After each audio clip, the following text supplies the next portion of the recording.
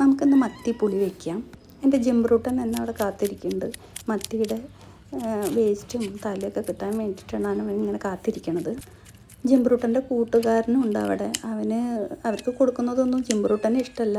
ജിംബ്രൂട്ടനെ കളിക്കാൻ മാത്രമേ ഇഷ്ടമുള്ളൂ. ഞാൻ അതിൻ്റെ തലയും വാലൊക്കെ ഇട്ട് കൊടുത്തു. അവൻ്റെ കൂട്ടുകാരൻ അപ്പുറത്ത് വന്നിരിപ്പുണ്ട്. അവനും അതിൽ നിന്ന് എടുത്ത് കഴിക്കുന്നുണ്ട്. രണ്ടാളും തല്ലുകൂടാണ്ട് കഴിക്കുന്നുണ്ട്. മത്തി നല്ലപോലെ കഴുകി വൃത്തിയാക്കി ഞാനൊരു പാത്രത്തിലോട്ട് ഇട്ടു.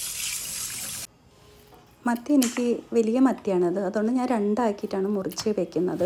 മുഴുവനോടെ വെക്കുകയാണെങ്കിൽ മുഴുവനോടെ ഇടാം. ഞാൻ രണ്ടാക്കിയിട്ടാണ് മുറിച്ച് വെക്കുന്നത്.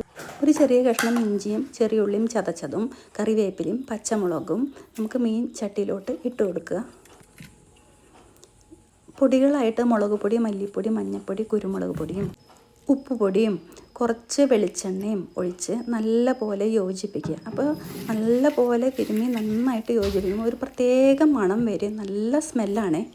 ഒരു നെല്ലിക്ക വലുപ്പത്തിലുള്ള വാളംപുളിയും കൂടെ ഒഴിച്ച് നമ്മൾ ചട്ടി അടപ്പത്ത് വെച്ച് നല്ല പോലെ വെട്ടി തിളക്കി ഈ വൃത്തിയാക്കിയ മീൻ കഷ്ണങ്ങൾ കൂടെ ഇട്ട് കൊടുക്കുക. ആദ്യം ഞാൻ മീൻ ഇട്ട് കൊടുക്കാറില്ല, കാരണം മീൻ വെന്തുടഞ്ഞ് പോണ കാരണം കൊണ്ട് പതുക്കെ ഇളക്കി കൊടുക്കുക.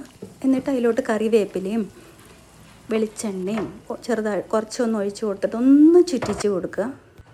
എന്നിട്ട് ചോറിൻ്റെ കൂടെ നന്നായിട്ട് നമുക്ക് കഴിക്കാൻ പറ്റും. നിങ്ങളും ഒന്ന് വീട്ടിലുണ്ടാക്കി നോക്കണേ. നല്ല രസമാണ്. എൻ്റെ കൈ പൊള്ളുന്നുണ്ട്, അതാണ് ഇങ്ങനെ വിറച്ചുകൊണ്ടിരിക്കുന്നത്. ഞാനും കഴിച്ചു, എൻ്റെ മോനും കഴിച്ചു. അപ്പോൾ നന്നായിട്ടുണ്ട്.